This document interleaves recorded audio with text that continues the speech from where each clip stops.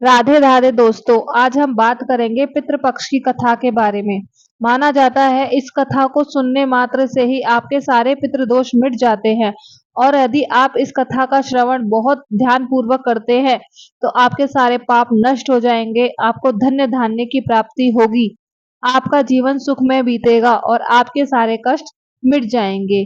यह कथा हमारे भगवान श्री कृष्ण ने गरुड़ को सुनाई है। माना जाता है एक बार गरुण जी एक जिज्ञासा लेकर श्री कृष्ण के पास पहुंचे।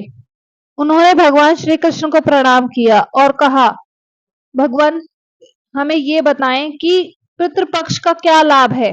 पितृपक्ष में क्या ऐसा हम करें जो हमारे लिए उचित हो। हम ऐसा क्या श्रवण करें जो पितृपक्ष हमारे लिए लाभकारी हो। तो भगवान श्री कृष्ण ने कहा कि गरुण तुमने बहुत उत्तम प्रश्न किया है। यह प्रश्न मनुष्य के लिए भी बहुत लाभकारी है। यह समस्त मनुष्य जाति के लिए बहुत लाभकारी है। जो भी मनुष्य अपने पितरों को संतुष्ट करता है, उनको तृप्त करता है, तो कहा जाता है वह हर मुक्ति प्राप्त कर लेता है, उसके सारे पाप नष्ट हो जाते हैं। मनुष्य को अपने पूर्वजों का आशीर्वाद प्राप्त होता है। इस विषय में एक अप्सरा और एक ऋषि की कहानी आती है, तो जो आज मैं तुम्हें सुनाने जा रहा हूँ। इस कथा को सुनने से तुम्हारे सारे प्रश्नों के उत्तर तुम्हें मिल जाएंगे। इसलिए हे गरुड़, इस कथा को ध्यान से सुनो। जो भी यह कथा सुनता है उसके सारे पितृदोष नष्ट हो जाते हैं। जो भी यह कथा सुनता है, सुनाता है, उस पर उसके पितरों की कृपा बन जाती है। पितृ उससे प्रसन्न हो जाते हैं। गरुड़ जी कहते हैं, हे भगवान, मैं आपके यह कथा सुनने के लिए व्याकुल हूँ। कृपया आप मुझे यह कथा का विस्तार बताइए। मैं इस कथा का प्रचार जरूर करूंगा। फिर भगवान श्री कृष्ण गरुड़ जी को कथा सुनाने लगते हैं। इस कथा को सुनने मात्र से ही आपके सारे पितृ दोष मिट जाते हैं, आपको धन्य धान्य की प्राप्ति होती है, आपको एक सर्वगुण संपन्न पत्नी की भी प्राप्ति होती है। इसलिए इस कथा को दोस्तों बहुत ध्यान पूर्वक सुनिए। इस कथा को पितृपक्ष में सुनने के बहुत लाभ है। वह जो यह कथा को अपने पितृपक्ष में सुनता है वह अपने पितरों से एक संबंध जोड़ लेता है। जो भी इसका पितृपक्ष में स्मरण करता है उसके लिए बहुत लाभकारी होती है। तो इस कथा को हर व्यक्ति को श्राद्ध पक्ष में स्मरण जरूर करना चाहिए।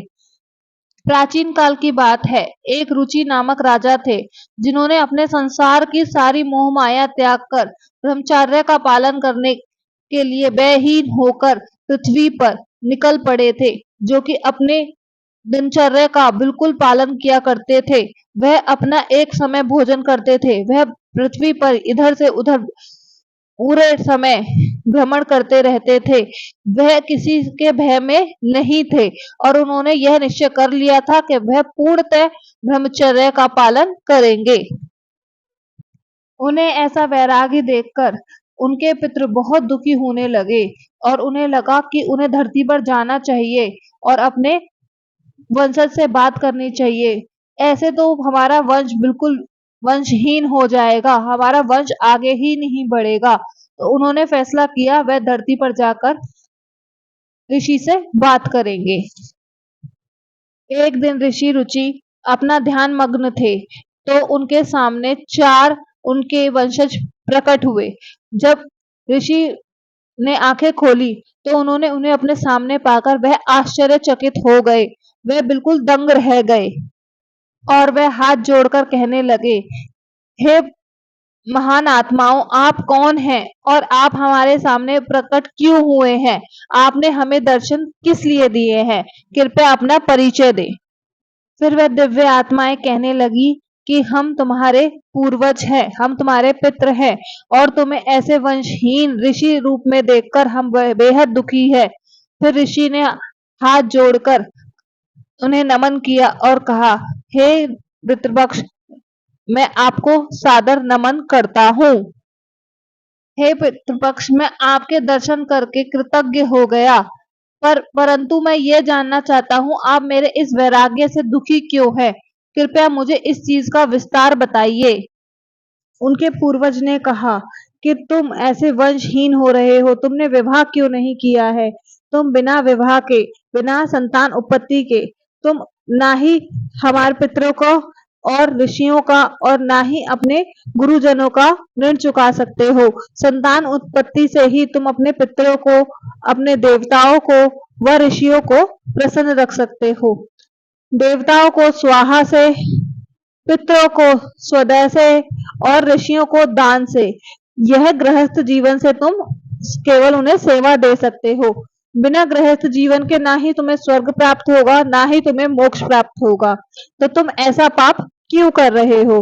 बिना संतान उत्पत्ति के तुम अपने पितरों को भी मोक्ष प्राप्त नहीं होने दोगे। तो यह तुमने बहुत बड़ा पाप किया है। तो इस पर ऋषि ने उनसे कहा कि हे पितरों, अगर मैं विवाह करता हूँ तो यह मेरे लिए पाप होगा। मैं किसी स्त्री से संबंध नहीं बना सकता हूँ, मैं किसी भी स्त्री के साथ नहीं रह सकता हूँ। मेरे हिसाब से अगर मैं विवाह करता हूँ तो वह एक पाप होगा। मेरे लिए तो ब्रह्मचर्य का पालन करके विद्या ग्रहण करना, विद्या को पाना, यही मेरे लिए सबसे सर्वश्रेष्ठ है। मेरे लिए विवाह एक गृहस्थ जीवन मेरे लिए एक व्यर्थ है। मैं केवल उन सन्यासियों के लिए माना जाता हूँ जो कि एक जीवन अपना व्यापन अपने ज्ञान के साथ करते हैं। मेरे हिसाब से तो संन्यास लेकर ज्ञान प्राप्त करना ही सबसे उत्तम कार्य है। जिस पर उनके पितरों ने कहा, संन्यास लेकर ज्ञान कार्य लेना बहुत उचित है, अपनी इंद्रियों पर काबू पाना भी बहुत उचित है, परंतु जो दान, जो आत्मा की तृप्ति है, वह केवल गृहस्थ जीवन से आती है। गृहस्थ जीवन जीना कोई पाप नहीं है। आप बिना गृहस्थ जीवन के आप स्वर्ग की प्राप्ति नहीं कर सकते हो। तो कृपया अपने आप को गृहस्थ जीवन से दूर ना रखें, क्योंकि पितरों को दान करके, पितरों का पिंडदान करके सिर्फ एक संतान ही उन्हें मोक्ष की प्राप्ति करा सकती है। और यदि तुम विवाह ही नहीं करोगे, तो अपना गृहस्थ जीवन नहीं जियोगे, तो हमारी आत्माओं को कभी भी मुक्ति नहीं मिलेगी, कभी भी मोक्ष प्राप्त नहीं होगा। तो यह तुम बहुत बड़े ऋणी का कार्य कर रहे हो। इस बात पर श्री कृष्ण गरुड़ जी से कहते हैं कि इस बात को सोचने के बाद उन्होंने अपने पितरों की बातों को सोचा और उन्हें बड़ी गिलानी हुई। उन्हें लगा कि वह कोई पाप कर रहे हैं और उन्होंने गृहस्थ जीवन जीने के बारे में विचार करना शुरू कर दिया। इस पर ऋषि ने कहा कि हे पितृगण, मैं अब किससे विवाह करूंगा? मैं तो बूढ़ा हो चुका हूँ, आखिर कौन मुझे अपनी कन्या देगा? मेरी इस उम्र में विवाह करना बहुत ही कष्टदायी होगा। जिस पर पितरों ने कहा कि हे वत्स, अगर तुम विवाह नहीं करोगे, अगर तुम हमारे वचनों का पालन नहीं करोगे, तो हम पितरों का पतन हो जाएगा, जिसके दोषी तुम होगे। इतना कहते ही वहां से सारे पितृगण अंतर्ध्यान हो गए। और फिर श्री कृष्ण कहते हैं गरुड़ से, हे गरुड़, उनकी यह बातें सुनकर वह बड़े विचलित हो गए कि वह इस उम्र में विवाह कैसे करेंगे, और वह कन्या की खोज में पृथ्वी पर इधर से उधर भटकने लगे। वो सोचने लगे, विचार करने लगे कि मैं अपने पितरों को कैसे मुक्ति प्रदान कर सकता हूँ। वह कन्या की तलाश में इधर उधर भटक रहे थे, परंतु उनको कोई कन्या नहीं मिली। वह मन ही मन विचार कर रहे थे अपने पितरों की बातों का, और वह बड़े परेशान हो रहे थे। वह अपने पुत्रों को कैसे मोक्ष प्रदान कराए, कैसे उनकी आत्मा को संतुष्टि दिलाए, और वह इधर उधर इसी ध्यान में मग्न होकर इधर उधर तलाश कर रहे थे, परंतु उन्हें कोई भी कन्या की प्राप्ति नहीं हो पा रही थी, जिससे वह बहुत ज्यादा विचलित होते जा रहे थे। वह इधर उधर घूमने के पश्चात एक वन में पहुंचे और उन्होंने सोचा कि वह ब्रह्मा जी की तपस्या करेंगे, वह ब्रह्मा जी को प्रसन्न करेंगे। इसलिए उन्होंने 100 वर्षों तक वहीं बैठकर उनकी तपस्या करी, और उसके पश्चात ब्रह्मा जी वहां प्रकट हुए और उनसे कहा, ऋषिवर, मैं तुमसे बहुत प्रसन्न हूँ, मांगो, तुम्हें क्या वर मांगना है, तुम्हारी क्या इच्छा है, मैं वह पूरी जरूर करूंगा। जिस पर ऋषि उनसे बोले, मेरा ब्रह्मदेव को नमन। हे ब्रह्मदेव, मेरे पितरों ने मुझसे संतान की उत्पत्ति मांगी है, गृह जीवन मांगा है, परंतु मेरे लिए कोई स्त्री है ही नहीं, मैं किससे विवाह करूं? कृपया आप मुझे एक स्त्री प्रदान करें जिससे मैं विवाह करके अपने पितरों को मोक्ष की प्राप्ति करा सकूं।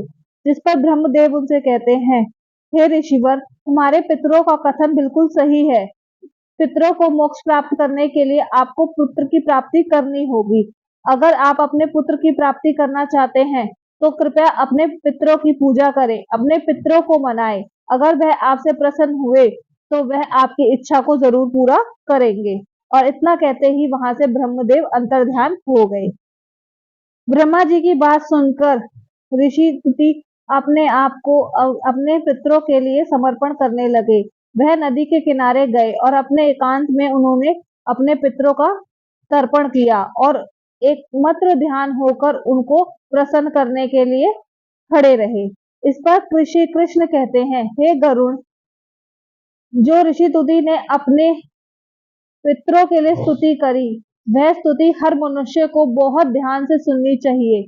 यह स्तुति करने से मनुष्य को सुख समृद्धि की प्राप्ति होती है, वह अपने पितरों को प्रसन्न कर पाता है। तो हर मनुष्य को यह स्तुति बेहद ही ध्यान से सुननी चाहिए। जो यह स्तुति को बेहद ध्यान से सुनता है, उसके आधे पाप तो वैसे ही नष्ट हो जाते हैं। इसलिए हे गरुड़, तुम इस स्तुति को ध्यान से सुनो ताकि तुम इसका आगे प्रचार कर सको और इसका फल भी प्राप्त कर सको। महात्मा रुचि इस प्रकार स्तुति करने लगे। जो अधिदेवता के रूप में विद्यमान रहते हैं और जो श्राद्ध पक्ष में देवताओं द्वारा स्वधा के रूप में तृप्त किए जाते हैं, उन सभी पितृगणों को मैं नमस्कार करता हूँ।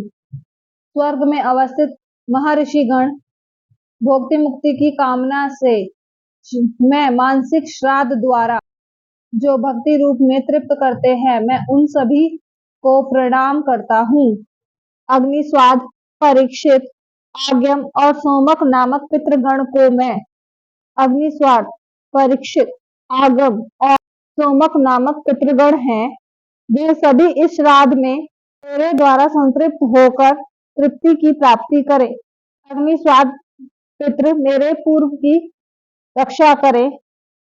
परीक्षित नामक पितृगण मेरी सदा ही दक्षिण दिशा की रक्षा करें।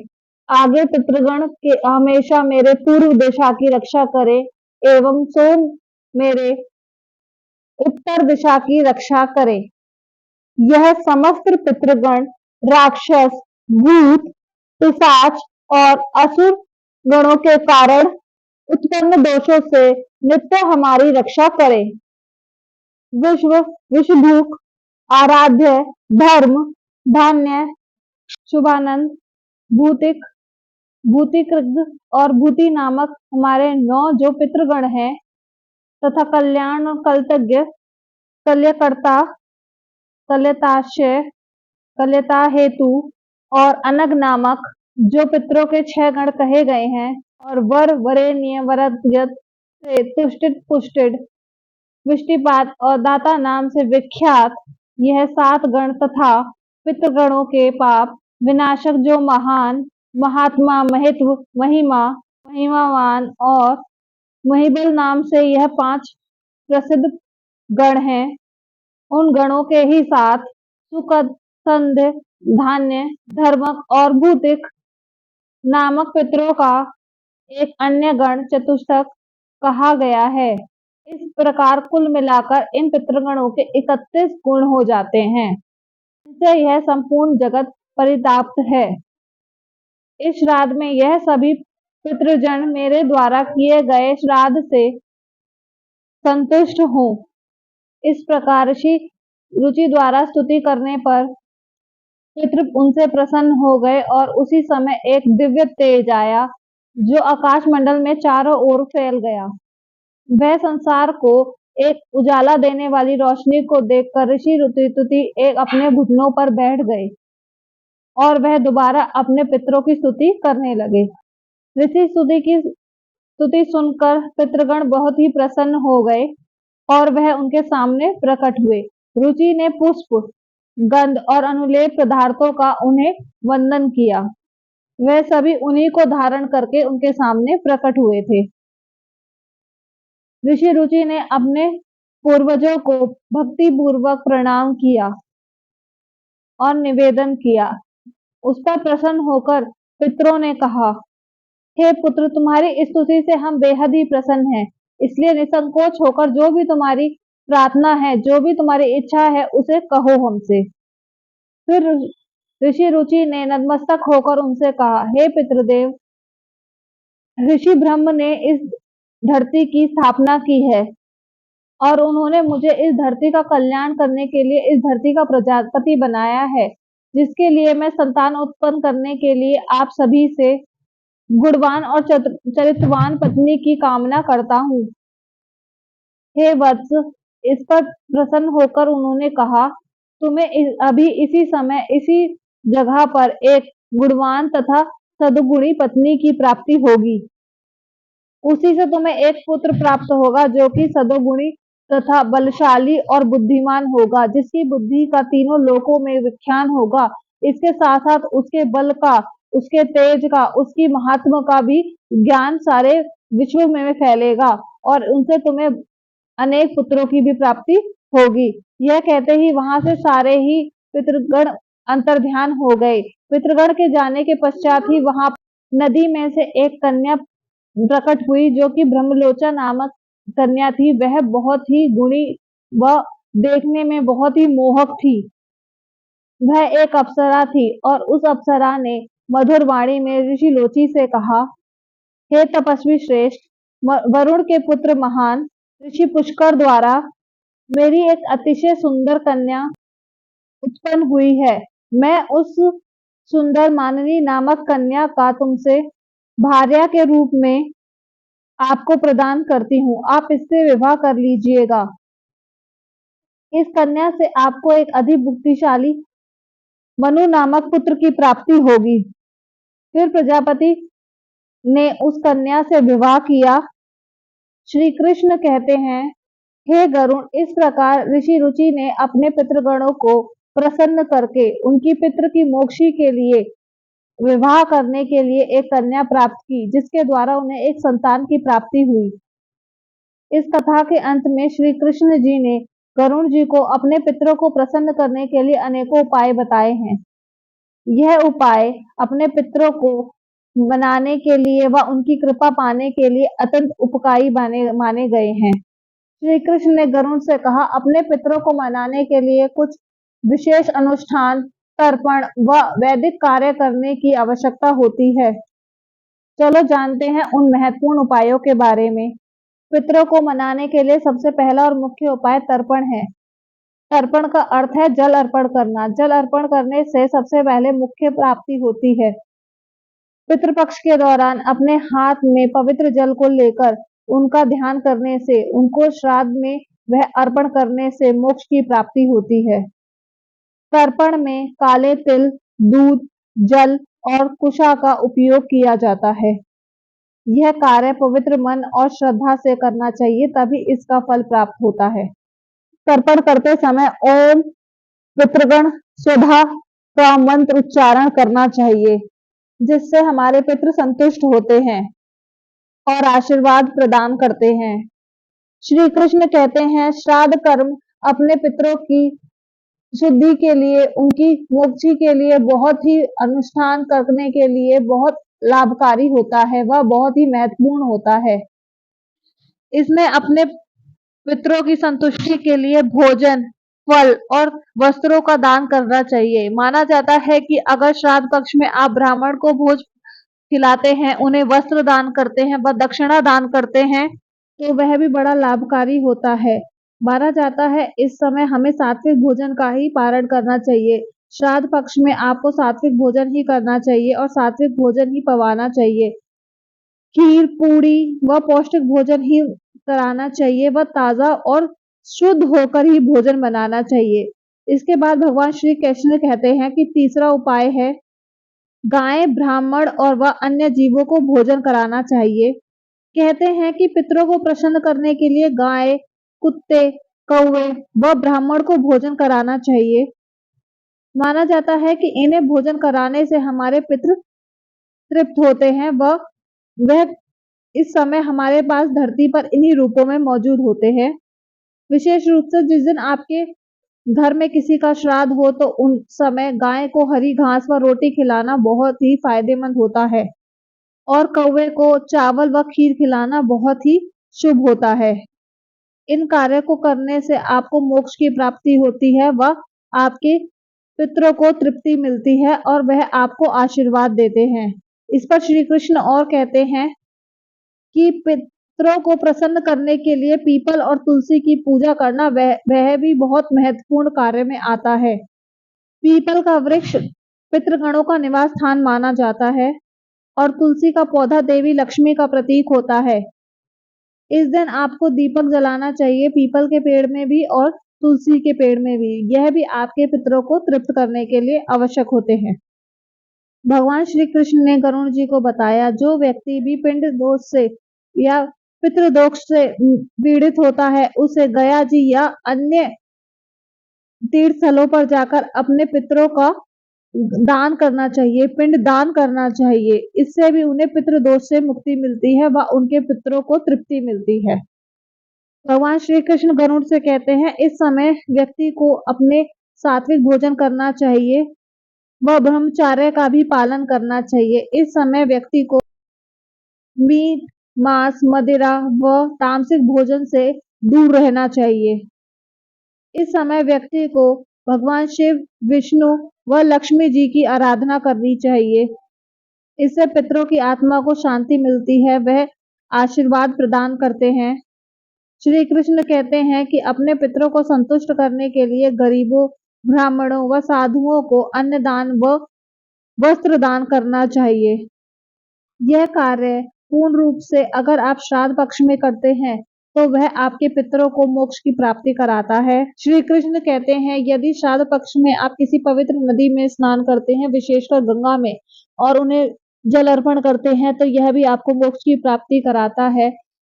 गंगा जी का श्राद्ध पक्ष में विशेषकर आपके पितरों के लिए बहुत ही महत्व माना गया है।